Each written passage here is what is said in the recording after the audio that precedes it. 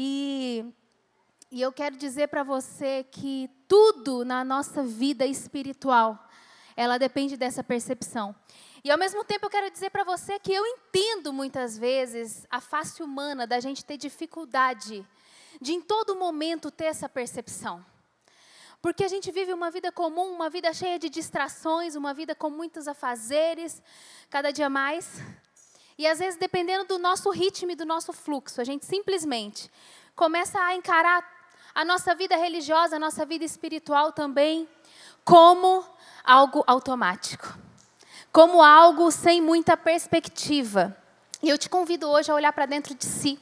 Eu te convido hoje a olhar para dentro do seu coração, para a sua vida. Eu te convido hoje a mergulhar, sabe, nessa nova dimensão do que Deus pode fazer na sua vida. Eu quero de todo o coração, querido, com muito carinho, te desafiar nesse dia a não ficar olhando seu celular nessa mensagem. Eu quero te desafiar a você ligar seu espírito, seu coração. A nossa alma anda agitada, não é verdade? Você está aí comigo ou é só a minha? A nossa alma anda agitada, não é?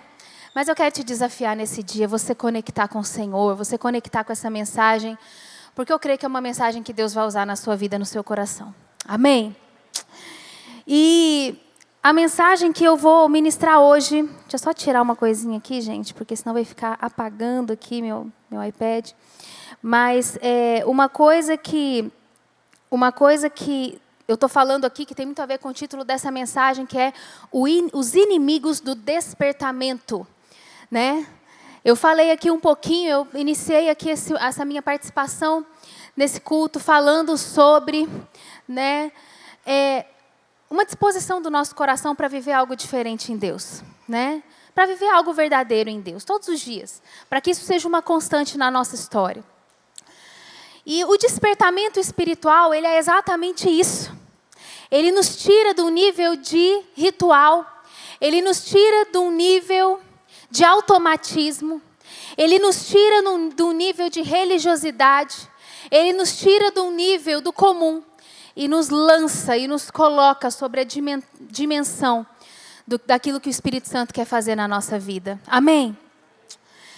É muito importante, queridos, preste atenção nessa frase, é muito importante que você esteja completamente presente naquilo que Deus quer fazer na sua vida. Mas como assim? Às vezes Deus quer fazer algo na nossa vida, a gente está ouvindo aqui uma palavra, a gente está ouvindo um desafio para nós, mas nós não estamos naquele lugar. Às vezes a gente ouve, mas a gente não escuta. As coisas entram no nosso ouvido, mas elas não caem para o nosso coração, elas não penetram na nossa mente, na nossa alma, elas não fazem diferença. Então, por isso essa frase é tão poderosa, nós precisamos estar completamente presentes naquilo que o Senhor quer fazer na nossa vida. Presente de alma, presente de mente, presente de coração, presente na nossa conexão com aquilo que Ele está querendo falar conosco. E o despertamento espiritual, quando ele acontece na vida de uma pessoa, de um homem, de uma mulher, ele gera isso. Ele gera isso. É interessante, querido, que o censo fala que 30% da população brasileira hoje se denomina evangélica, né? 30%. Pelos estudos, no próximo ano aí, esse percentual pode chegar a 50% de pessoas que se autodenominam assim, né? É interessante que antigamente não era tão bonito, mas hoje em dia, se você vê um influencer falando de Jesus, aquilo deixou de ser um escândalo e passou a ser algo legal, não é verdade? Poxa, a pessoa está falando de Jesus, ela está falando de Deus, ela está falando que Deus é poderoso, ela está falando que Deus pode, que legal, que bacana. Então agora deixou de ser assustador uma pessoa dizer assim, eu estou indo na igreja. Deixou de ser assustador uma pessoa postar lá no domingo uma foto de que ela está celebrando a Jesus. Passou a ser algo socialmente aceitável e bonito. Não é verdade? Isso é ruim, gente? Eu achei isso positivo, por um lado. Isso é legal, porque antigamente as pessoas tinham vergonha de falar que estavam seguindo a Jesus. Antigamente existia um constrangimento das pessoas aceitarem isso, né? Mas, por outro lado, queridos, por outro lado, nós temos um desafio grande que veio junto com isso. Também cresceu, à medida que cresce, né, as pessoas que se autodenominam assim, também cresce o nome das pessoas, nesse exemplo que eu dei do influencer, que fala num dia ali sobre Jesus, de uma forma bonita, e no outro dia está fazendo uma propaganda e uma publicidade para um jogo que pode acabar com a vida de milhares de pessoas. É normal a pessoa falar de Jesus hoje nas suas redes, e amanhã, se for um homem, por exemplo, ele está saindo com todas as mulheres. E isso ser uma coisa também normal. Se for uma mulher, talvez está vivendo uma vida de promiscuidade, mas ela está ali toda semana, como pauta do seu conteúdo, falar sobre Jesus. É com muito carinho que eu não estou falando essa parte aqui para exortar cada um de nós. Não é isso não, querido. Mas eu quero falar isso para justamente gerar esse despertamento no nosso coração. É legal que cresça, né, as pessoas que se autodenominam cristãs, evangélicas, nesse contexto que eu mencionei. Mas também é assustador quando nós vemos que adolescentes, que existe uma adultização enorme de crianças que está acontecendo hoje no nosso país. Quando a gente olha para a nossa cultura, para a nossa sociedade, crianças sendo tratadas como adultos, sendo sensualizadas, crianças muito pequenas, meninas novas, engravidando, tendo filhos, não é verdade? É triste que a gente possa ver hoje, dentro de um país, tanta corrupção na política. É triste que a gente possa, né, apesar desse crescimento cristão, ver um cenário tão desafiador, sabe, queridos? Porque muitas vezes, à medida que cresce o número de pessoas que se autodenominam cristãos, cresce também o número de pessoas que estão no domingo na igreja e que às vezes não conseguem permanecer 2 horas dentro de um culto de celebração, sem estar conectado lá fora, no seu celular, nas suas preocupações, na sua vida. E fica louco para ir embora, para voltar para a sua vida. E não para a vida do reino. E não para a vida que Jesus nos ensina a ter. Eu não estou dizendo que essa é a nossa realidade. Eu até creio que, em nome de Jesus, e não é só por declaração de fé, não. Nós temos muitos cristãos verdadeiros nessa casa. Né? A grande maioria, pessoas que estão buscando viver o evangelho de verdade, né? Com as suas lutas. Mas eu quero aqui levantar um desafio para o nosso coração. Deve ser inaceitável para nós como cristãos ver o evangelho crescendo e muitas situações continuarem acontecendo no nosso meio, no nosso Brasil, na nossa sociedade, no nosso trabalho, na nossa vida. E eu trouxe um pouquinho para longe, né? Eu falei da sociedade em si, porque hoje é triste a gente ver um senhor idoso que era para estar ali aproveitando os momentos, ali às vezes da sua aposentadoria. Mas uma pessoa, um senhor que às vezes está vendendo balinha no sinal para se sustentar, porque o pouco dinheiro que ele tinha lá no INSS foi roubado. E está tudo certo, porque a justiça põe pano quente e nada acontece. Mas eu estou trazendo essa realidade externa, gente. Mas agora eu quero que por um instante você deixe essa realidade externa um pouco de escanteio, tá? Porque não é disso que eu quero falar.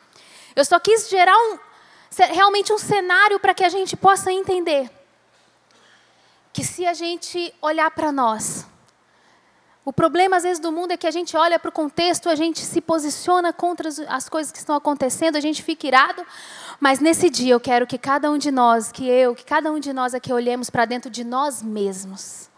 Sabe por quê, querido? Porque se o Senhor faz um despertamento espiritual no seu coração, isso impacta toda a sua vida. Isso impacta toda a sua vida. O cristianismo verdadeiro, ouça isso, querido, o cristianismo verdadeiro vai mudar completamente a forma como você vive. O cristianismo verdadeiro vai mudar completamente a forma que você cria seus filhos. O cristianismo verdadeiro vai mudar totalmente a forma que você leva os seus negócios. O cristianismo verdadeiro vai mudar totalmente a forma que você encara as coisas ali no seu trabalho. O cristianismo verdadeiro vai mudar toda a sua vida. Toda a sua vida. O cristianismo verdadeiro não vai transformar apenas os seus domingos. Ele vai transformar todos os dias da sua vida. Então, essa palavra é para quem, pastor? Essa palavra é para quem está chegando. Porque talvez é o primeiro dia que você esteja aqui na Light, eu queria te dar as boas-vindas, dizer que a nossa maior alegria é receber novos nessa família da fé. Nós, sim, nos alegramos demais, essa é a nossa maior alegria. Se você está chegando aqui hoje, talvez você está meio perdido, você caiu aqui de paraquedas. eu quero falar que essa palavra é para você. Porque uma palavra não muda a sua vida, mas um despertamento espiritual no seu coração muda toda a sua vida. Uma palavra não muda o seu casamento, mas um despertamento espiritual no seu coração muda o seu casamento. Uma palavra não muda muita coisa, mas um despertamento espiritual muda a realidade que nós estamos vivendo. Totalmente. Totalmente. E é por isso que eu falei, enche o seu coração de expectativa nesse dia. Essa palavra também é para você que está aqui já tem um tempo. Talvez você está aqui há pouco tempo e você ainda não teve esse despertamento no seu coração. Queridos, é completamente possível que uma pessoa esteja por anos frequentando uma igreja e que ainda não tenha tido um despertamento espiritual. É triste, mas é verdade, pode acontecer. Então essa palavra também é para você, que às vezes sente que já teve um despertamento, mas que alguma coisa esfriou. Ou talvez para você que sente que nunca teve um despertamento, que você está seguindo um fluxo aqui, mas que o seu coração ainda não teve esse despertamento espiritual. Essa palavra é para você que, independente da situação, hoje você olha para isso que eu estou falando e fala assim, eu preciso disso. Eu preciso de algo que mude o meu interior. Eu preciso de algo que me tome. Eu preciso de algo que enche o meu coração. Eu preciso de algo que mude de verdade a minha vida. O despertamento espiritual muda tudo. Você não precisa esperar que seus filhos mudem, porque se o despertamento espiritual tocar o teu coração e você mudar, tudo muda. Tudo muda. Amanhã você não vai caminhar da mesma forma. Tudo vai ser diferente. Amém? Então hoje essa mensagem, né, os inimigos do despertamento espiritual é justamente para trazer um alerta para nós. É para realmente nos ensinar e para falar algo com cada um de nós. E eu creio que se você estiver bem ligado a essa palavra, isso pode mudar a sua vida, independente de que situação você esteja hoje. Amém? Independente. Eu quero ler com você o livro de Atos 2, 1 a 13. Você está com a sua Bíblia aí, você pode acompanhar. Atos 2, 1 a 13. Acho que a gente já falou isso antes, mas, querido, se você puder trazer a sua Bíblia para a igreja, eu acho que é uma coisa simbólica, mas muito poderosa, nas nossas vidas, a gente resgatar esse hábito. Isso não é religiosidade, não. Isso é observando o movimento que nós temos vivido, e eu acho que isso vai trazer nosso coração, talvez, para mais próximo de Deus. Atos 2, 1 a 13. Mas se você não trouxe, não tem problema, você pode acompanhar nos telões. Atos 2, 1 a 13. Tá? Eu vou ler aqui. Chegando o dia de Pentecoste, estavam todos reunidos num só lugar. De repente veio do céu um som como de um vento muito forte e encheu toda a casa na qual estavam assentados. E viram o que parecia línguas de fogo que se separavam e pousavam sobre cada um deles. Todos ficaram cheios do Espírito Santo e começaram a falar noutras línguas conforme o Espírito os capacitava. Havia em Jerusalém judeus devotos vindos de todas as nações do mundo. Ouvindo-se o som, ajuntou-se uma multidão que ficou perplexa, pois cada um os ouvia falar em sua própria língua. Atônitos e maravilhados, eles perguntavam: acaso não são galileus todos estes homens que estão falando? Então os ouvimos, cada um de nós, em nossa própria língua. Acho que eu li errado, gente, me perdoe. Atônitos e maravilhados, eles perguntavam: acaso não são galileus todos estes homens que estão falando? Então, como os ouvimos cada um de nós em nossa própria língua materna?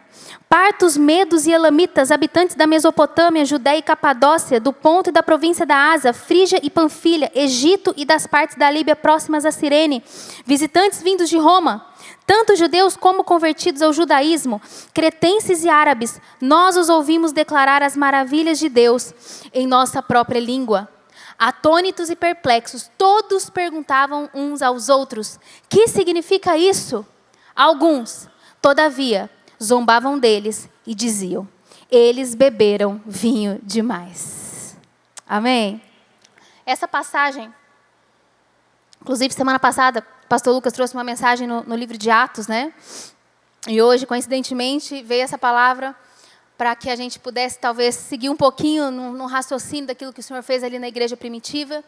Mas é interessante, queridos, que o que nós vimos aqui nesse texto, né, é um livro, é um texto, é um momento ali de despertamento espiritual na vida daquelas pessoas. Teve um derramar de Deus, uma presença plausível, uma presença palpável do Espírito Santo. Eles estavam reunidos e o Senhor veio, né, de uma forma maravilhosa. E eu creio que isso pode acontecer nesse dia, amém? No seu coração, na sua vida, na sua família. Eu creio que o Senhor pode fazer isso hoje, nesse dia. E aí, né, algumas coisas aconteceram, quero falar delas com vocês. Mas, de fato, queridos, esse texto ele vai falar muito conosco sobre algumas coisas que favorecem esse despertamento e algumas coisas que são inimigos dele. E eu já queria começar, e aí nós vamos tratando esse texto no decorrer da mensagem. O primeiro inimigo, né, que atrapalha cada um de nós no nosso despertamento espiritual são rituais de uma espiritualidade fria. Rituais de uma espiritualidade fria. A palavra de Deus, ela fala ali que eles estavam num momento ali da festa de Pentecostes. Essa festa, queridos, era uma festa muito tradicional, muito antiga. Até no Antigo Testamento, né, já era mencionado, era a festa na qual eles celebravam a colheita. E era uma festa que estava no calendário, né, principal de celebrações daquele povo. Então, o que é do povo de Deus? Então, vinha gente de todos os lugares do mundo, de todos os continentes. Vocês viram que nós lemos isso aqui? Tinha gente de todo canto nessa festa. Eles se juntavam aos montes em Jerusalém. Para quê? Para cumprir um ritual. Eles vinham, não estou falando que 100% daquele povo ia para cumprir um rito religioso, mas de fato, eles já tinham esse hábito de ir ali. Era uma coisa automática. Talvez nós já temos, eu espero que você tenha essa coisa forte de estar todo domingo aqui no culto de celebração. Isso aqui virou um hábito, virou algo poderoso na nossa vida, um princípio no nosso coração, não é verdade? Bom, aquele povo era assim, eles tinham que ir naquele momento, naquela festa, para estarem juntos celebrando a colheita. Acontece, queridos, que ali no meio tinha a multidão e tinham os discípulos de Cristo. E os discípulos de Cristo já tinham ouvido lá atrás, depois que Jesus, né, morreu, depois que Jesus ressuscitou, aquele processo todo, eles receberam uma promessa. Vocês vão ficar aqui em Jerusalém e vocês só vão sair daqui quando o Espírito Santo se derramar sobre vocês. E aí vocês vão ser minha testemunha. E aí vocês vão se espalhar, e vocês vão testemunhar sobre mim, vocês vão anunciar o reino. Então, queridos, em relação à maior parte da multidão, eles estavam ali como um ritual, como uma religiosidade. Mas tinha parte desse povo, que eram os discípulos, que sempre estavam nessa festa, ou em outros momentos, com expectativa. Com expectativa, porque eles tinham recebido uma promessa. Eu vou me derramar sobre vocês. E eles não sabiam a data, não sabiam o dia, mas algum momento pode acontecer, querido. Existe uma promessa de Deus sobre nós. Você não sabe se é agora, nesse minuto, você não sabe se é daqui 1 hora, se é daqui meia hora. Você não sabe que momento que o Senhor pode derramar e fazer algo novo e diferente na sua vida. Os discípulos tinham essa expectativa. Mas infelizmente, queridos, quando a gente olha esse contexto, a grande maioria, essa multidão, a grande maioria das pessoas que estavam ali, estavam por rito. Estavam por religiosidade, não é? Então, talvez, alguns de nós podemos estar nesse lugar, né? Num lugar de uma espiritualidade fria. O que é uma espiritualidade fria, queridos? Não é uma espiritualidade nula. Talvez você esteja no culto, talvez você abra a sua Bíblia. Como é que eu quero que tudo que você ouvir de mim aqui não seja uma acusação, mas seja algo para a gente pensar, porque todos nós, em algum aspecto, a gente pode estar enfrentando lutas nessa direção. Mas talvez a sua vida de oração virou uma espiritualidade fria.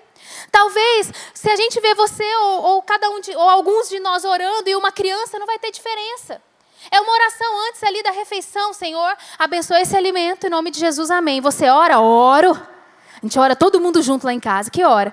Uns 30 segundos antes da refeição, a gente faz uma oração bonita para Deus abençoar, para não fazer mal à comida, né? Talvez sem querer a gente tenha caído nesse lugar de uma espiritualidade fria e ritual. Ai, você vai na igreja? Vou, meu Deus, tô lá todo domingo. Tá lá presente ou tá lá de coração, de expectativa e cheio da graça de Deus, esperando o que Ele pode fazer na sua vida? É para gente pensar sobre nós mesmos. É pra gente. Talvez você tenha vivido muito tempo na sua vida, nesse contexto ou em algum outro contexto religioso, que você ia ali para bater um cartão. Uma vez eu ouvi um amigo querido nosso falando isso, falando assim, é cara crachá, né? É corpo presente. Eu, por muito tempo, estive ali, mas só bater cartão, aquilo ali não fazia a menor diferença. Ele foi muito humilde, muito, sabe, de estar falando isso com a gente. Ele contou muitas coisas sobre esse contexto que ele viveu. Mas, assim, eu achei interessante, porque talvez isso possa acontecer com a gente. Um cara crachá, né? Uma presença ritual, sabe? Queridos, o que significa oração para você? Qual é o tempo de oração de verdade que nós temos tido no Senhor, querido? Será que nós estamos vivendo, talvez como você um dia viveu, ou talvez como você já desejou um dia viver, mas nunca colocou em prática? Aquele momento de oração que talvez você está um sábado sem trabalhar, você não precisa trabalhar naquele sábado, e você entra com expectativa para dentro do seu quarto, ou você está ali na sua casa, você abre a sua Bíblia, você fala assim, eu quero ler essa palavra, Senhor, eu quero que o Senhor fale comigo, e você ajoelha ali no seu quarto, e você começa a falar com Deus, Senhor, eu estou com medo, Senhor, está difícil, Senhor, trabalha meu coração, Senhor, eu preciso de um toque do Senhor, eu estou com um sentimento ruim, eu estou com uma coisa estranha, algo pesando no meu coração, Senhor, faz uma obra na minha vida. Qual foi a última vez? Qual foi a última vez que não por um ritual, mas voluntariamente, você foi para o seu quarto, você abriu a sua Bíblia e você começou a ler a sua Bíblia e falou, Senhor, eu quero conhecer aqui nessa palavra. Hoje, eu quero sair daqui com algo que me marque sobre como eu devo viver meus dias da semana, sobre como eu devo ir para o meu trabalho hoje, sobre como eu devo abordar essa situação com os meus filhos, porque está difícil de eu abordar essa situação, está complicado. Qual foi a última vez? Qual foi a última vez? Ou será que nós estamos apenas vivendo uma espiritualidade fria? Será que a gente está vivendo os nossos dias e sabendo que é importante orar? Sabendo que é importante a gente viver, mas de fato a gente não vive? Será que você fala assim, não pastor, está maravilhoso, comprei até um devocional famoso aí, que todo mundo compra, não vou falar o nome, né, gente, está filmando, mas olha, eu estou O ano passado que eu vi muito isso, né? O pessoal falava assim, ó, se você não comprou o devocional tal, se você não está fazendo beach tênis, se você não está fazendo, você ainda não começou seu ano. É porque são algumas coisas que são muito culturalmente aceitáveis. É engraçado como algumas coisas acontecem, né? E aí talvez você tenha um devocional, querido. Devocional é bom, mas devocional é semente. É uma sementinha. Você abrir lá no dia 1, no dia 2, no dia 10, você lê aquele estudo, é bom, tá? Não estou falando que é ruim, não. Glória a Deus. Siga com o devocional. Mas o devocional é uma semente. O devocional é uma semente. Aquilo ali tem que abrir uma cortina para nós. Aquilo ali tem que abrir uma, sabe, uma dimensão em que a gente vai se sentir movido. Ou se não sentir, você vai fazer isso por princípio. Vai abrir, vai orar e vai falar com Deus e vai continuar lendo a tua palavra por um tempo de todo o coração. Queridos, olha isso, só vamos viver um despertamento quando vencermos nossa espiritualidade fria e tivermos uma verdadeira experiência com Deus. Uma verdadeira experiência com Deus. Sabe por quê, querido? A gente não está achando, porque a gente não está procurando. Tem pouca gente procurando. E tem pouca gente achando. E o coletivo, muitas vezes, ele é resultado da nossa individualidade, na nossa casa, no nosso quarto. É tão poderoso isso, nós precisamos pensar nisso. É óbvio, queridos, que se eu lá na minha casa não estou colocando uma canção, não estou ouvindo aquela música, aquilo está entrando no meu coração e eu estou adorando o Senhor ali no meu quarto ou na minha sala ou ali, sabe, buscando, entendendo aquela letra, trazendo aquilo para o meu coração. Eu vou chegar aqui no momento de adoração, eu vou ficar procurando as moscas voando aqui. Não tem mosca aqui, né, gente? Mosquito. Mas eu vou ficar olhando aquela luz, não, que legal aquela luz, não tinha reparado aquela luz ali tão pequenininha, dá uma claridade aqui embaixo. Aí você fica viajando na maionese. Por quê, queridos? Porque a gente não tem um hábito em casa de uma espiritualidade viva e verdadeira. Aí, de repente, o seu casamento está sendo afetado, aí tem umas brigas, aí tem umas confusões, aí tem algumas coisas, sabe, acontecendo lá na vida dos seus filhos, algumas coisas acontecendo no nosso dia a dia. E sem querer, eu não estou querendo trazer culpa para ninguém, gente, por isso que eu falei, vamos sair dessa dimensão do todo e vamos trazer para a dimensão do nosso coração, do nosso eu, de cada um de nós. E às vezes tem coisa impactando no externo que está muito mais ligada a uma espiritualidade fria que nós acostumamos a viver e que nós precisamos sair dela, querido. Nós precisamos sair dela, para a gente entrar naquilo que Deus tem para nós. É um desafio para todos nós, nos nossos dias, isso. Mas a maioria daquele povo estava nesse ambiente, nesse momento. Vir na igreja para você é um ritual? Ou vir na igreja para você é mais do que isso. É manter a sua espiritualidade viva. É entender que isso é uma diretriz da palavra de Deus. Não deixemos de congregar como igreja, como fazem alguns, diz um texto na palavra de Deus bem claramente. Ou é porque aqui eu creio que no ajuntamento há um mover do poder de Deus aqui atuando, e aqui eu estou mais propícia a receber aquilo que o Senhor quer fazer na minha vida. Isso não é minha opinião, isso é opinião, isso é dado bíblico, isso é princípio bíblico. Vir na igreja virou um ritual para mim ou para algum de nós? Batismo não é ritual, querido. Eu acho que eu não vou fazer esse ritual aí não, porque tenho Jesus aqui no meu coração. Mas não preciso. Não preciso. Batismo não é ritual não, querido. Sabe o que é batismo? Batismo é você demonstrar publicamente o teu compromisso com Jesus. Jesus foi batizado. Jesus foi batizado. O batismo é algo bíblico. Batismo é quando você não faz aqui por falar, que legal. Ou então aquele outro que fala assim, não. Vou batizar porque fica bonito na foto, aquela camisa, assim, eu nasci de novo, aquela luz de cima, aquela banheira, aqui o negócio fica bom, pode ser até que eu saia no feed lá do Instagram da Light, vou compartilhar. Não, batismo não é ritual não, gente. Batismo é declaração pública de fé. É algo poderoso, é sobrenatural. Amém? Não é religiosidade fria. Espírito Santo traz no meu coração que tem muitas pessoas vivendo por anos uma espiritualidade fria. Senhor, vem com teu Espírito, o Senhor mesmo. Falar com cada um de nós, no nosso nível. Para que a gente possa sair desse lugar. Amém? O inimigo do despertamento espiritual é uma espiritualidade fria. Eu percebo que o inimigo tem sabe, gente, essa estratégia hoje. Ele faz a gente viver no automatismo. E aí ele tira o melhor de Deus de nós. Ele tira o melhor que o Senhor tem para fazer na nossa casa, na nossa história. Sai do automatismo.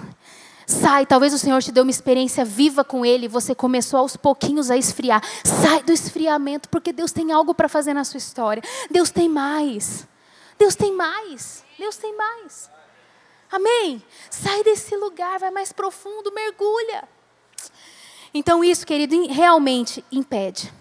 Por que talvez eu não estou vivendo um despertamento? Porque talvez você não está, sua família. É uma pergunta que a gente tem que se fazer. Em primeiro lugar, o primeiro inimigo pode ser esse, uma espiritualidade fria. A partir de agora a gente pode mudar isso se a gente desejar, se a gente tiver essa revelação. Segundo inimigo de um despertamento espiritual. A falta de revelação e vivência da unidade bíblica. A falta de revelação e vivência da unidade bíblica. Olha o que fala aí, gente. No versículo 1 do texto que nós lemos, de Atos 2, no versículo 1 fala assim, chegando o dia de Pentecoste, estavam todos reunidos num só lugar. Num só lugar. Querido, o Espírito Santo ele foi derramado num ambiente de unidade. O Espírito Santo ele foi derramado quando estavam todos juntos, todos unidos, todos clamando, todos unidos. Não, pastor, eu não preciso de igreja para ter um despertamento espiritual. Eu não preciso de ninguém. O Senhor é todo poderoso e Ele pode fazer isso no meu quarto. Isso é muito teórico, querido. Deus pode fazer obra na sua vida, no seu quarto, mas a completude bíblica não é a gente ficar sozinho no nosso quarto e na nossa casa. A completude bíblica é a gente estar em unidade com a igreja de Cristo. A completude bíblica é nós estarmos juntos. Quer ver? Olha aqui o que fala em Salmo 133, 1, 2. Salmo 133, 1, 2. Como é bom e agradável quando os irmãos convivem em união. É como óleo precioso derramado sobre a cabeça, que desce pela barba, a barba de Arão, até a gola das suas vestes. Como é bom e agradável quando os irmãos vivem em união. Como é bom e agradável quando estamos juntos. Como é bom e agradável quando a igreja de Cristo está vivendo e tendo a revelação da verdadeira unidade. Isso é poderoso. Olha o que diz também em João 17, 22 e 23. João 17, 22 e 23. Dei-lhes a glória que me deste, para que eles sejam um, assim como nós somos um, eu neles e tu em mim, que eles sejam levados à plena unidade, para que o mundo saiba que tu me enviaste e os amaste como igualmente me amaste. Sabe o que faz a unidade, querido? A unidade, ela faz as pessoas que ainda não conhecem a Jesus verem Jesus em nós. Não pode. A quadra lá de peteca, nada contra, estou falando tanto de peteca, né, gente? Deve ser legal, beach tênis, é muito bacana essas coisas. Glória a Deus, vamos lá, gente. 2026 fazer uma atividade física, não é verdade? Vamos ativar as estruturas. É bom demais. Mas o ruim, gente, é quando lá no beach tênis, lá não sei aonde, lá nos ambientes sociais, a unidade é maior do que dentro da igreja de Cristo. Ainda bem que você falou isso, pastor. Ainda bem, porque fulano de tal precisa ter unidade comigo. Está difícil. Vou voltar lá naquela orientação do início. Vamos olhar cada um para dentro de nós. A unidade depende de cada um de nós. Sabe por quê, queridos? Porque quando aquele povo todo chegou lá em Jerusalém, algumas coisas aconteceram naquele ajuntamento. Jerusalém, né? Nunca fui, ainda não fui, mas irei em breve, não é, meu amor? Em Jerusalém. Tem mais gente aqui que vai, não vai? A Light vai para Jerusalém, gente, em breve, hein? Você pode começar a orar e declarar que você vai também, porque eu também estou declarando, nunca fui. Mas o meu marido, o pastor Mateus, ele foi, né, recentemente para Jerusalém. E ele contou que Jerusalém é uma cidade muito pequena, não é? Assim, territorialmente, geograficamente. Então, você imagina, gente vindo de todo lugar. Gente, aqueles dias da festa de Pentecostes ali, uma coisa que eu tenho certeza. Um pisou no pé do outro, porque a multidão era grande. Né? Um cuidou do filho do outro, por quê? Porque estava todo mundo junto e misturado. Com certeza um precisou ajudar o outro. Um cedeu o quarto para o outro. Um recebeu o outro no seu quarto, porque estava muito lotado, não tinha hospedaria suficiente para todo mundo lotar aquela cidade. Não é? Um serviu comida para o outro.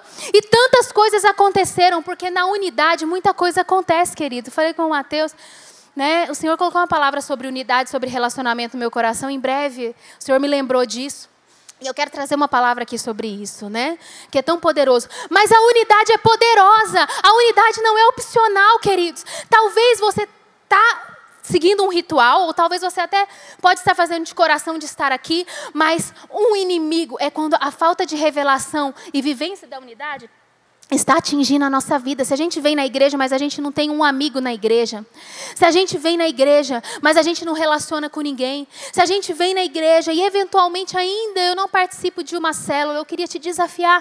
A célula é um lugar maravilhoso para vivermos a unidade bíblica, porque às vezes rapidamente aqui a gente não consegue viver isso, queridos. Mas a unidade bíblica só é verdade quando nós temos uma vivência com a igreja, quando nós estamos juntos um com os outros, um aprendendo com o outro, um irritando com o outro, um vendo os defeitos do outro, um tendo que lidar em amor com aquilo que não está agradando no outro.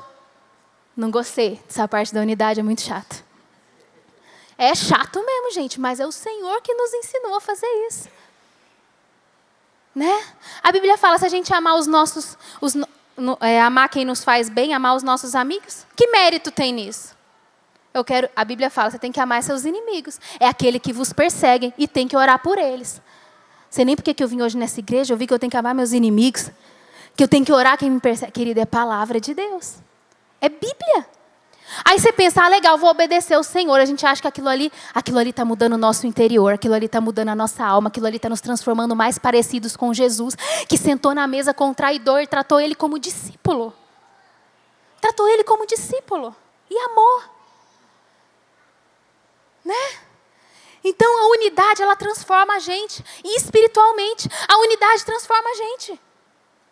Estar aqui no meio, aqui em igreja, né, como um compromisso, todo domingo, e não somente como um ritual, mas de todo o coração, é algo que derrama o poder de Deus sobre a sua vida. Você está mais propício, você está mais na frente, na fila de receber um despertamento do Espírito Santo.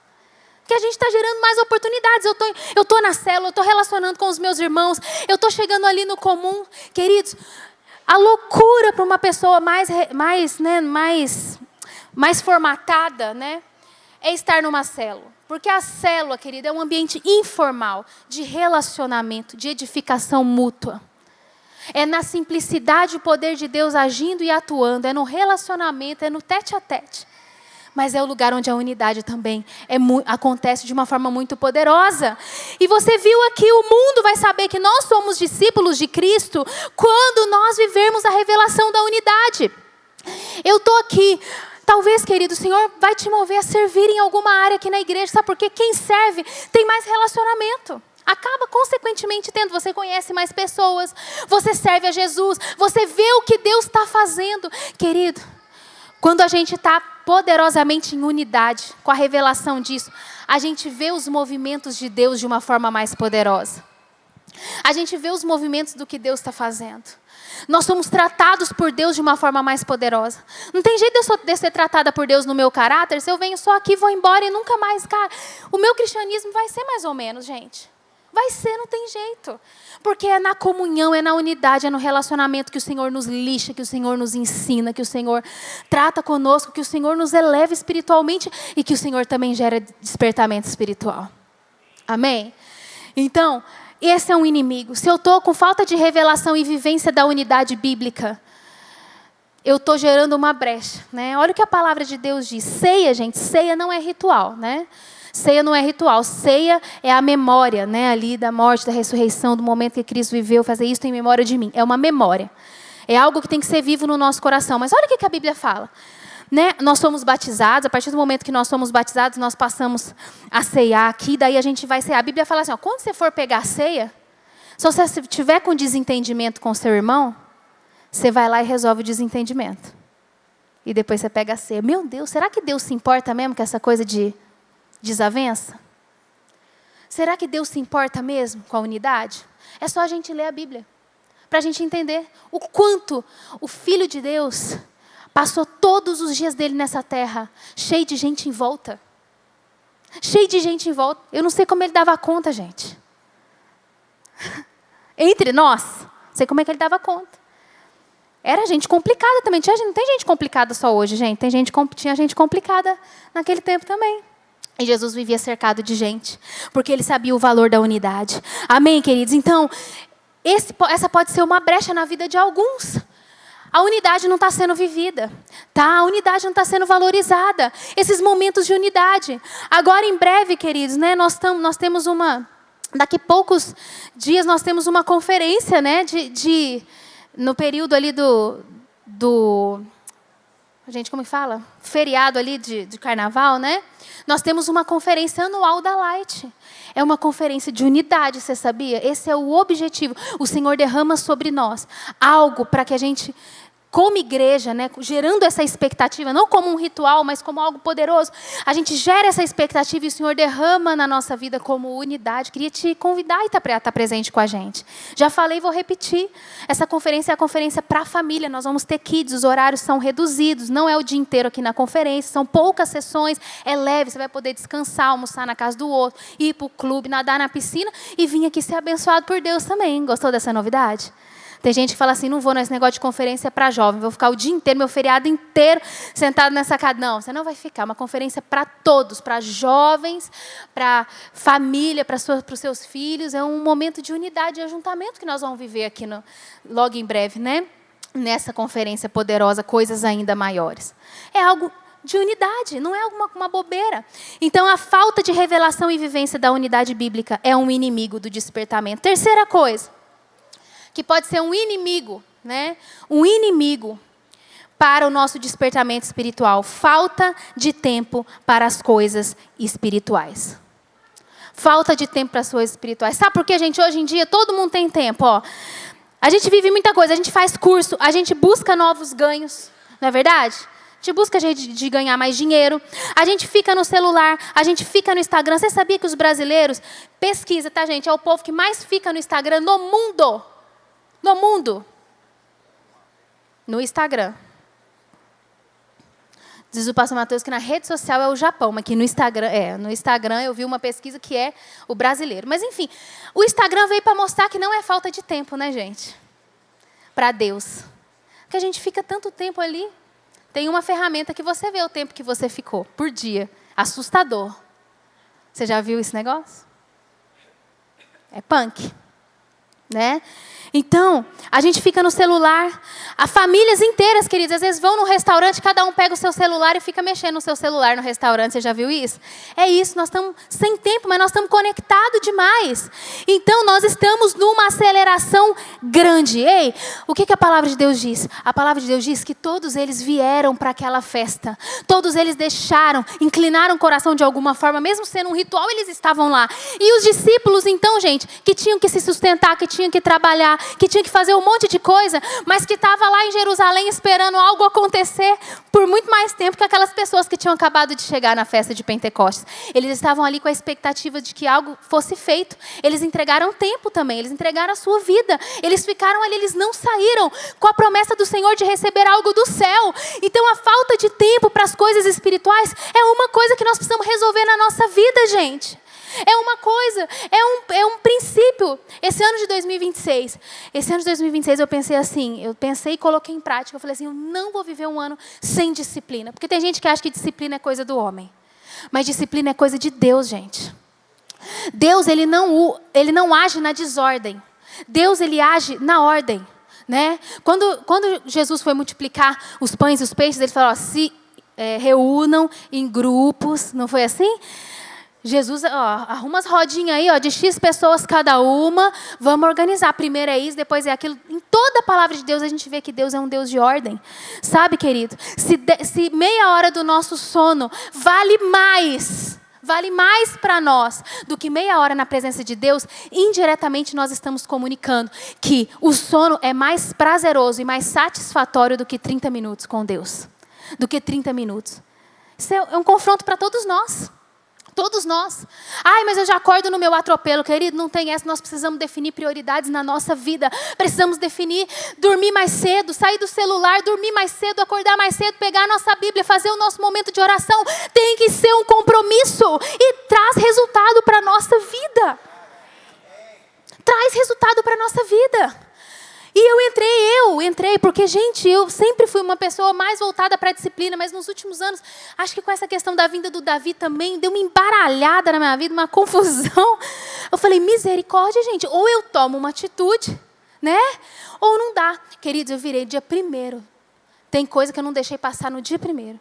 Falei, 2026, eu não tomo refrigerante. No dia 1º. Nós estamos no dia? Que dia que é hoje? 18 dias que eu não tomo refrigerante. Nenhuma gota. Tem algumas coisas que eu coloquei para mim, que tem 18 dias que eu estou fazendo de uma forma radical. Radical, porque se não for assim, às vezes a gente fala assim, não, mas eu trabalho no equilíbrio, eu funciono no equilíbrio. Eu não, eu funciono no tudo ou nada. Sou assim, gente, perdão, desculpa. Quem é mais maleável, mas para mim não funciona assim. Para mim funciona na teoria, porque se eu abro uma concessão, aquilo ali me atropela. Daqui a pouco eu estou abrindo 2, 3. Queridos, a nossa vida de oração, a nossa vida de disciplinas espirituais, o nosso jejum tem que ser algo pesado na nossa vida. Tem que ser algo disciplinar na nossa vida. E às vezes a gente está fazendo meta, ano após ano, colocando metas lá, mas a gente não está alcançando, a gente vira ano. A gente faz um X, a gente amassa e joga o papel no lixo, porque a gente passou o ano inteiro e não conseguiu. Sabe por quê? Esses dias eu fui muito edificado com uma palavra nessa direção. Mas, queridos, ano novo não muda ninguém. Ano novo não muda ninguém. E às vezes a gente está colocando meta, mas não está colocando um sistema para aquela meta se cumprir.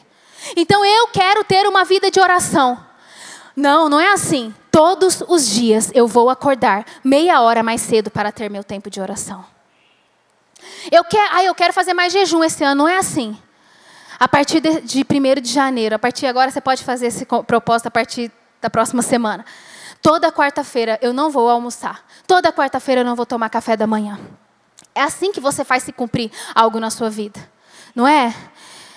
E oração e leitura da palavra no início vai ser assim, gente, até se transformar num hábito na nossa vida. Não é falta de tempo, é falta de prioridade. É porque a gente não ajusta a nossa vida e põe culpa na falta de tempo. Vamos ajustar a nossa vida e colocar em primeiro o que tem que estar em primeiro, que é uma vida com Jesus, é uma vida na presença de Deus.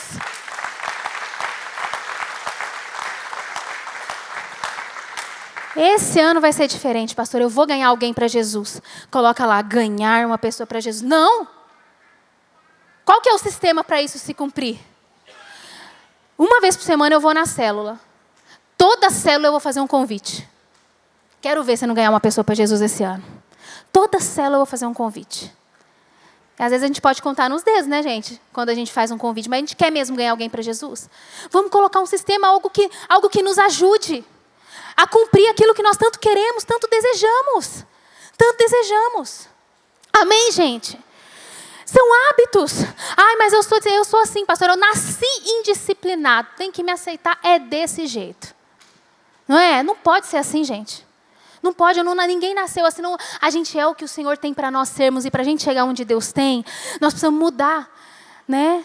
A Bíblia fala que nós precisamos renovar a nossa mente a fim de nós comprovarmos a boa, agradável e perfeita vontade de Deus. Renovar a mente é a gente colocar algumas coisas como prioridade. Eu vou na célula de vez em quando, tem tempo. Tem, esse ano de 2026 vai ser diferente. Toda a célula eu estou lá. Eu vou fazer disso um compromisso, uma vivência para mim. Sabe, todo culto eu estarei lá, não como um ritual, mas porque eu preciso disso para alimentar a minha alma, minha família, minha casa, para que eu mude a minha vida, para que algumas coisas mudem no meu interior. Todo dia eu quero ter meu tempo, eu vou ter meu tempo de oração. Todo dia eu vou ter meu tempo de oração. Todo dia eu vou ter meu momento de oração para colocar meu coração diante do Senhor.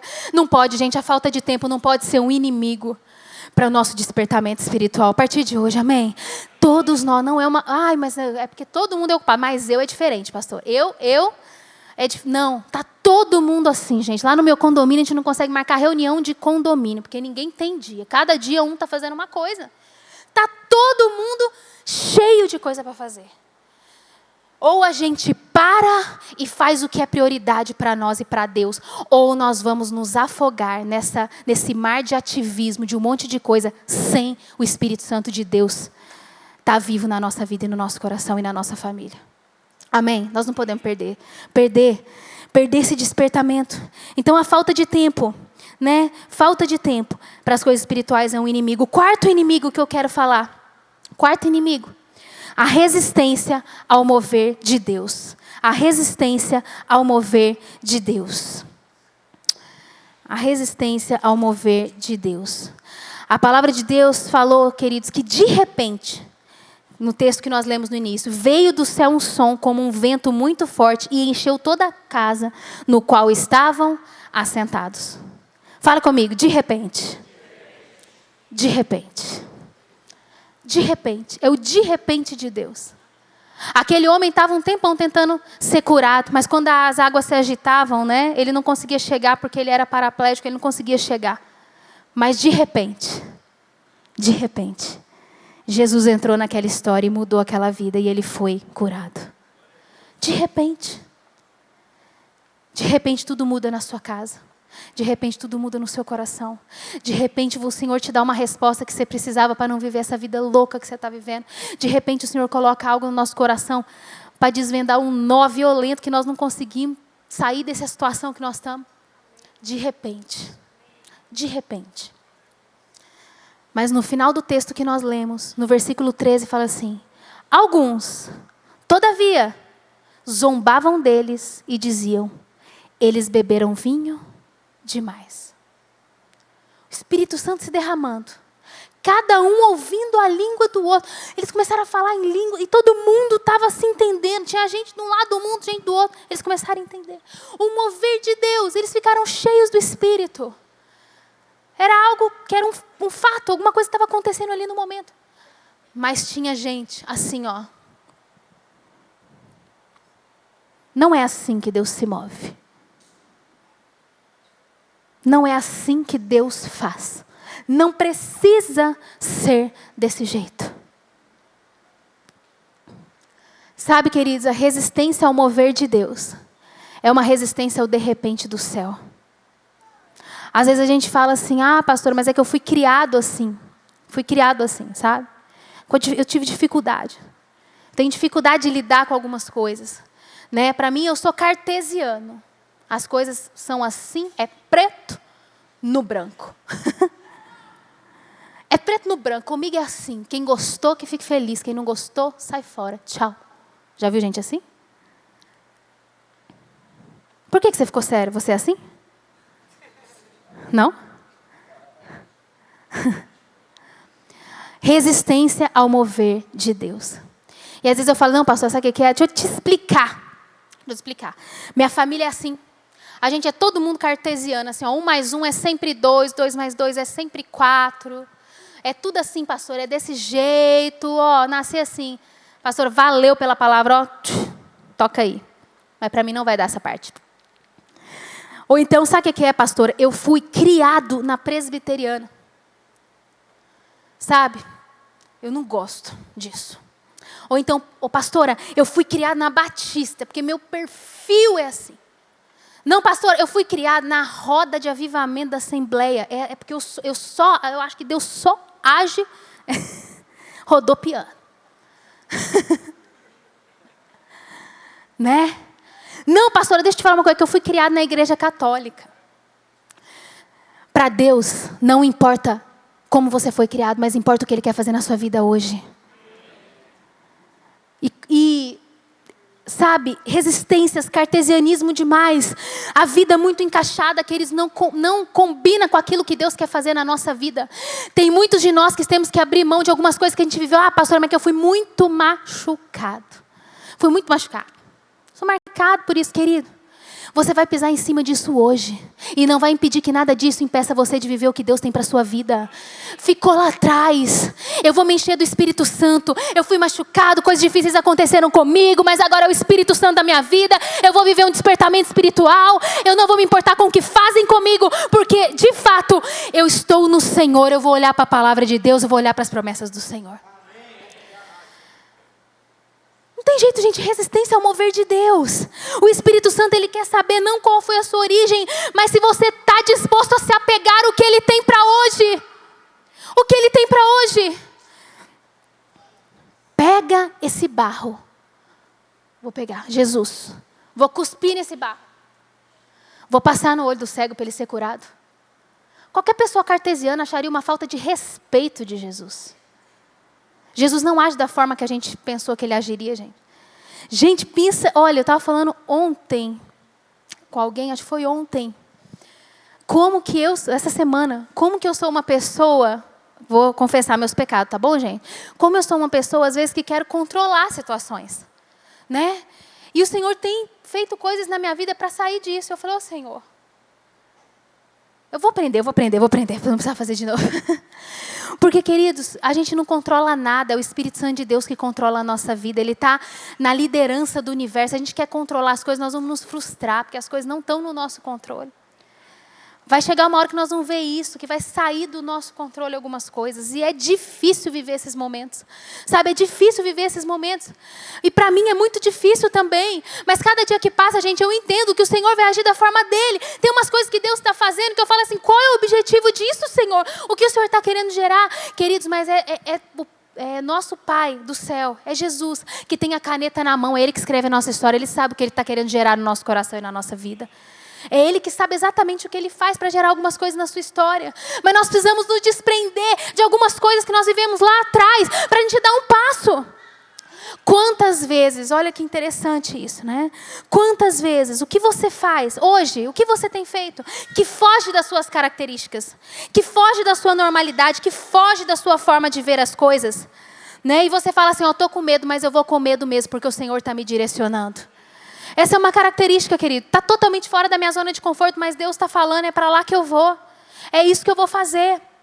Isso mostra que a gente está se desprendendo das nossas amarras, para que a gente não precise viver dentro de uma forma, mas para que a gente se libere para viver o mover de Deus. Esses irmãos aqui desse texto estavam críticos demais. Tudo bêbado. Tudo bêbado. Querido, nós temos que ter muito cuidado com as críticas. Muito, muito, muito, muito. Nossa, muito temor de Deus. Sabe por quê? Porque a gente nunca sabe. A Bíblia fala que Davi estava lá dançando. Eu não vou imitar, não. Eu sou boa disso, não, gente. Mas Davi estava dançando extravagantemente ao Senhor. E vindo assim, ó. E a mulher dele estava lá da janela. Falou assim, que papelão. Que papelão. Ela desprezou Davi no seu coração. Porque Davi estava se expressando de uma forma extravagante para Deus. E a Bíblia fala que ela ficou estéril, porque Deus não se agradou dela. Não se agradou dela. Porque ela estava olhando, olha lá. Quando Ana estava lá no pé do sacerdote chorando, porque ela não tinha um filho. E ela estava se descabelando lá, querendo um filho e pedindo, né, no Antigo Testamento, na figura do sacerdote, pedindo por um filho. Houve quem olhasse e falasse assim: tá bêbada. Tá bêbada. Sempre tem os críticos. Eu não quero sentar na janela do crítico, gente. Eu não quero. E se eu fosse você, eu também não sentaria nessa janela. Não sentaria. Aqui nessa igreja, você, assim, eu não posso... Né, eu ia garantir isso, mas assim, 99,9% das vezes, nós não temos a característica de falar mal de outras igrejas, de outras situações. Nós não temos. Por quê, queridos? Porque nós estamos aqui vivendo aquilo que o Senhor nos entregou. Não cabe a nós. Vamos tirar as armas, vamos tirar as críticas. Isso não edifica. A Bíblia fala assim, não ficamos nas conversações tolas, mas que a gente se apegue ao que importa. Se a gente ficar falando sobre um monte de coisa que não importa, nós não vamos falar sobre o que mais importa, sobre a nossa vida ser cheia do Espírito Santo, sobre ganhar pessoas para Jesus, sobre buscar a Deus, sobre vamos juntar nas nossas rodinhas, vamos falar o que Deus falou com a gente essa semana na palavra de Deus, o que Deus falou nas nossas orações, a cura que o Senhor fez, a obra que o Senhor fez no seu trabalho, os convites que você fez, as pessoas que você está discipulando, as pessoas que você está ganhando para Jesus. Que isso ocupe o nosso coração. Quão poderoso vamos ser como cristãos se tivermos algumas posturas assim. Resistência ao mover de Deus. Talvez a gente está sentado nessa cadeira. Olha o que fala em 1 Coríntios 1, 18 e 19. Pois a mensagem da cruz é loucura para os que estão perecendo, mas para nós que estamos sendo salvos é o poder de Deus. Pois está escrito, eu destruirei a sabedoria dos sábios e rejeitarei a inteligência dos inteligentes. Apóstolo Paulo era inteligentíssimo. Sabe o que ele falou? O maior apóstolo que mais fez coisas na palavra de Deus, sabe o que ele falou? Eu decidi nada saber entre vocês. O que vale para mim é o poder revelado de Jesus na cruz. É nisso que eu me apoio, é nisso que eu me lanço. É essa sabedoria que vale, a sabedoria de Cristo na nossa vida. Amém? A sabedoria de Deus é louca. Ai, pastora, mas então, se eu assumir que eu sou cristão, vão te achar doido, fanático, dependendo do nível, dependendo se você já é cristão, se você já assumiu sua posição com Cristo, mas se você resolver viver uma vida de despertamento espiritual, pode esperar. Vão te chamar de doido. Por quê? Porque a palavra de Deus falou que a sabedoria de Deus é loucura para os homens. Eu quero ser sábio para Deus. Eu quero ser sábio para Deus. Deixa acharem. Não é mesmo? Ah, eu estou aqui recebendo o poder de Deus. Meu Deus, tem hora que eu prego aqui, tem umas coisas que acontecem aqui que eu desço com vergonha. Eu falo, meu Deus, o que eu fiz? Mas é por isso que às vezes a gente é tomado pelo Espírito Santo, e isso vai acontecer quando houver um despertamento espiritual na nossa vida, em coletivo ou pessoal, que às vezes você vai falar assim, meu Deus, fiz papel de doido aqui, mas é o Senhor agindo na sua vida, é poder de Deus se manifestando, é a glória de Deus. Amém, gente? Então, esse é o quarto inimigo. E o quinto inimigo, eu vou terminar aqui, agora com esse ponto.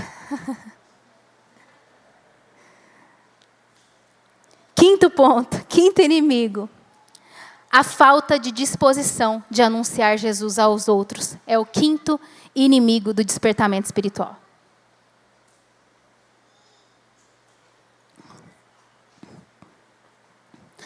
Queridos, preste atenção. Olha o que foi falado com os discípulos. Fiquem em Jerusalém até receberem poder do alto, para que vocês possam ir e anunciar o Evangelho em outros lugares. Não foi essa a promessa que veio sobre os discípulos? Foi essa promessa, queridos, foi essa promessa. Interessante, olha aqui, está em Atos 1:8, vamos ler juntos, ó, Atos 1:8. Está firme aí, gente? Está com crise de abstinência de olhar no celular? Segura mais um pouquinho. Atos 1:8. Mas receberão poder quando o Espírito Santo descer sobre vocês e serão minhas testemunhas em Jerusalém, em toda a Judeia e Samaria e até os confins da terra. Preste atenção no que eu vou falar agora, olha aqui, gente. O Pentecoste não começou no êxtase, começou na missão. O Pentecoste não começou no êxtase, começou na missão. Por que eles iam receber poder do alto? Para ganhar uma missão de anunciar a todos os povos a Jesus. Essa era a missão. Sabe no texto que nós lemos aqui, o texto principal dessa mensagem? A palavra de Deus fala que o Espírito Santo veio sobre eles falaram em outras línguas, parará, e eles ficaram confusos. Aí Pedro chegou e deu uma palavra. Depois vocês leem, não vou ter tempo. Mas que pregação que Pedro pregou. Rapidinho, mas pregou. E ele pregou explicando o que tinha acontecido ali, o que Jesus tinha vivido e tal. Depois que ele pregou, a Bíblia falou que 3.000 pessoas foram acrescentadas. Sabe Pentecoste, gente? Foi a primeira grande colheita da igreja primitiva. Em Pentecostes, 3.000 pessoas foram acrescentadas ao grupo de discípulos. E sabe o que é Pentecoste? A origem da festa? É a festa da colheita. Olha como que Deus é maravilhoso, como que Ele conecta as coisas. Ele escolheu, gente, a festa da colheita para fazer a primeira colheita da igreja primitiva. 3.000 pessoas se sentiram tocadas, tiveram um despertamento espiritual e mudaram suas vidas. 3.000 pessoas na festa de Pentecostes, a primeira grande colheita. Hoje eu estava chegando aqui, estava chovendo. Peraí, estava chovendo. Quem que mandou você subir agora, né, no final? Foi você ou foi seu irmão? Eles são muito iguais. Os dois estavam com uma sombrinha buscando a gente lá na chuva. Você foi buscado na chuva? Quem foi buscado na chuva, levanta a mão. Eu fui. Olha quanta gente. Oh, que coisa linda. E aí, tinha uma... Quem que foi que estava, hein? Eu não lembro quem foi. Tinha uma senhora entrando, né? Um deles pegaram a sombrinha e trouxe elas. Gente, tinha um senhor do outro lado da rua passeando com os cachorros. Ele ficou assim, ó. Acompanhou até ela entrar na igreja. Depois ele voltou com ela. Viu ele pegando, porque aí eles pegaram eu e Davi, né, no carro e foram. Gente, que coisa linda. Eu vi assim, silenciosamente. Falei, olha essa cena. E o Senhor do outro lado da rua sendo tocado por Deus através de uma atitude. Amém? Só queria que você aplaudisse todo o diaconato. Esses meninos que estão ficando igual... né, tomando... Eu ia falar uma coisa aqui, mas não posso. Mas eles ficaram molhados, gente. Estão ficando molhados. Semana passada, à noite... Foi à noite, não foi? Eles estavam molhados aqui para buscar todo mundo lá fora. Amém? Parabéns, viu, querido? Parabéns, gente, a todo o diaconato por essa graça de Deus, né? Porque pessoas estão conhecendo a Jesus também através da atitude deles. Amém? Dei um pause aqui na palavra. Bom que eu estou adiantada no horário. Tá tudo bem, né, Johnny? Tudo bem, amém. Ó... O Pentecoste... Ah, pastor, mas eu sou da oração. Eu sou da oração. Eu sou da contemplação. Que eu adoro. Eu adoro Jesus. Esse negócio de falar de Jesus é muito difícil. Sabe o que aconteceu, gente? Um dia Jesus subiu lá no monte. Eu estou acabando. Subiu lá no monte. Se você acreditar em pastor que fala que está acabando, amém. Mas aí ele subiu lá no monte. Aí estava aquela presença de Deus maravilhosa. Aí Pedro falou, Senhor... Vou construir uma tenda para nós permanecermos aqui em contemplação. O que Jesus falou? Nas minhas palavras? Pirou, bora descer. Nós temos uma missão. Glória a Deus, você tem a voz bonita, meu irmão, que não é só tua mãe que fala, que mais pessoas falam que você canta bem. Oh, aleluia. Que bom se você tem uma vida de oração, que você gosta de orar. Mas isso não é o fim, isso é o começo.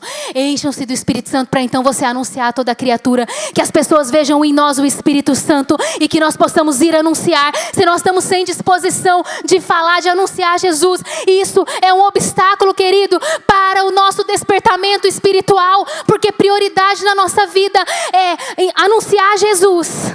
Anunciar Jesus. E ensinar a obedecer. Se cada 30% ou 35%, eu não sei quanto que está agora, de cristãos na nossa nação falasse de Jesus, ganhasse alguém para Jesus e ensinasse essa pessoa a obedecer, sentasse com ela, discipulasse, mostrasse o caminho, o nosso Brasil vai mudar, gente, se for assim. O nosso Brasil muda, a nossa sociedade muda, o nosso trabalho muda, tudo muda. Não tem jeito, mas precisa começar em nós. Precisa começar na Light. Precisa começar em cada um aqui que entendeu quais são os inimigos para o despertamento espiritual. Porque a gente só pode sair do domingo e voltar não para a nossa casa, mas para a nossa vida do reino. Quando a gente tem um despertamento espiritual, quando algo mais forte entra na nossa vida, quando algo mais forte entra no nosso coração, quando a gente entende que a gente está aqui adorando um Deus vivo que quer mudar a realidade de pessoas ao nosso redor. A falta de disposição de ganhar alguém para Jesus é um obstáculo. Que na Light o Senhor não encontre esse obstáculo, mas que nós sejamos os primeiros. A prioridade, eu vou orar, eu vou buscar, eu vou estar com o Senhor, eu vou ter tempo para as coisas do Senhor. Mas eu tenho certeza que quando isso acontecer, isso vai despertar em mim uma sede, uma fome de evangelizar. E aí é o que eu falei. Toda célula eu vou convidar uma pessoa a partir de hoje. Você pode fazer esse compromisso? Se você quiser e sentir, faz. Toda célula eu vou convidar uma pessoa. Todo culto eu vou convidar uma pessoa para estar comigo. Alguém que precisa de Jesus, todo dia. Querido, o foco do despertamento daquele dia não era a experiência, era a mensagem. Quer que eu te fale uma verdade? Posso falar algo sobre mim particularmente? Eu não me impacto com quem revela o CPF das pessoas. Eu me impacto com um crente de verdade que vem no domingo e vive a palavra na segunda, na terça, na quarta, na quinta, na sexta, na sua casa, fora dos holofotes, fora das telas, mas que vive Jesus nas suas decisões, que vive Jesus no seu trabalho, que vive Jesus na sua família, que vive Jesus nos seus dias, que vive o reino de Deus, porque isso sim incendeia uma nação, querido. Entendeu o que eu estou dizendo? O Senhor concede dons aos homens, mas que a nossa vida com Deus sustente os nossos dons. Não é os nossos dons que vão sustentar nada, é a nossa vida com Deus, é a nossa disposição de obedecer a Cristo e a nossa decisão de viver um verdadeiro despertamento espiritual. Fique de pé no seu lugar em nome de Jesus.